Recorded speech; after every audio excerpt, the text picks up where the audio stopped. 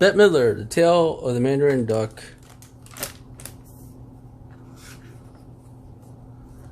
This is a story of rare birds, both feathered and human. Once upon a time, not very long ago, there was a great city built on an island that was famous for its people. There were many kinds of people living there: artists, writers, salespeople, stockbrokers, people who worked with their hands, butchers, bakers, and perfume makers, people who drove cabs, trucks, trains, people who fixed streets and cleaned streets. So many different kinds of people doing so many different things.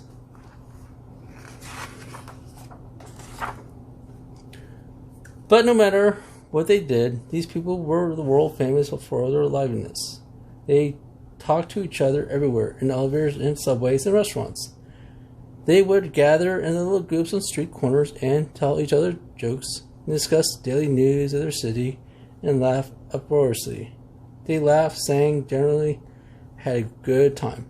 They looked at each other in one eye and pretty much liked what they saw.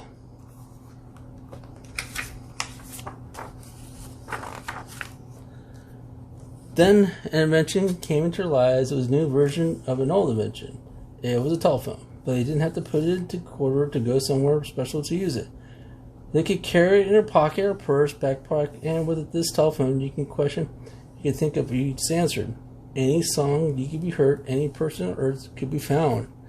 And most importantly, there was a camera and you could photo off anything, especially yourself. Everybody really liked that. It was long before everyone in the city had one. I bet you know some people who have a phone like this and you might didn't have one yourself.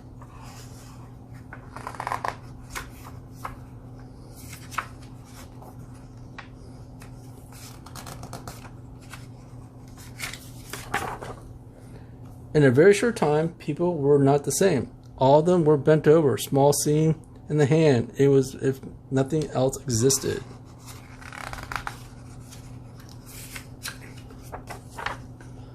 Then one day, something happened that changed many people in the city, maybe forever.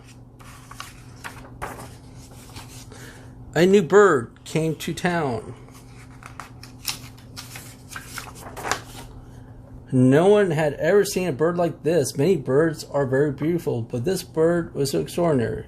He was a Mandarin Duck. When birds lovers heard he was found, and they ran to him to see him. Word spread around the duck, and soon people began flocking to look at him. Wouldn't you? It was the most exciting thing to happen to the city in a long time. How does the duck get there? Where did the duck come from? Who was this duck? The crowds were immense. Everyone had their phones up, taking pictures of the Mandarin Duck.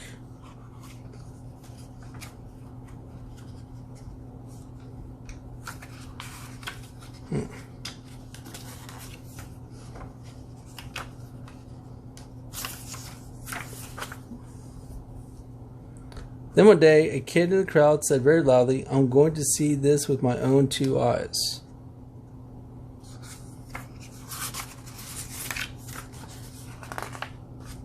Then she put her phone away and just watched the Mandarin Duck. But what was something rare that they had to see with their own two eyes? And remember, with your heart. So the grown-ups put the phones down too and just watched. They watched long and hard.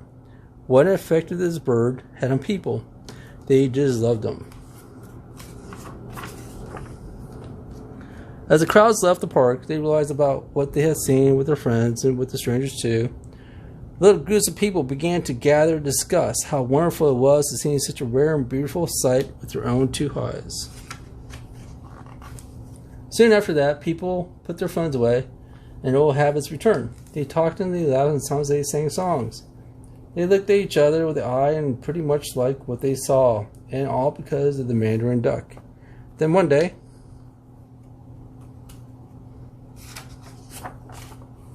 the Mandarin Duck flew away. Everyone missed him, but he had worked his magic. He had reminded people in the city, the artists, writers, butchers, bakers, perfume makers, and everyone else, to look at the world with their own two eyes. And if they did, they would see all around and rare and beautiful birds, and with and without feathers.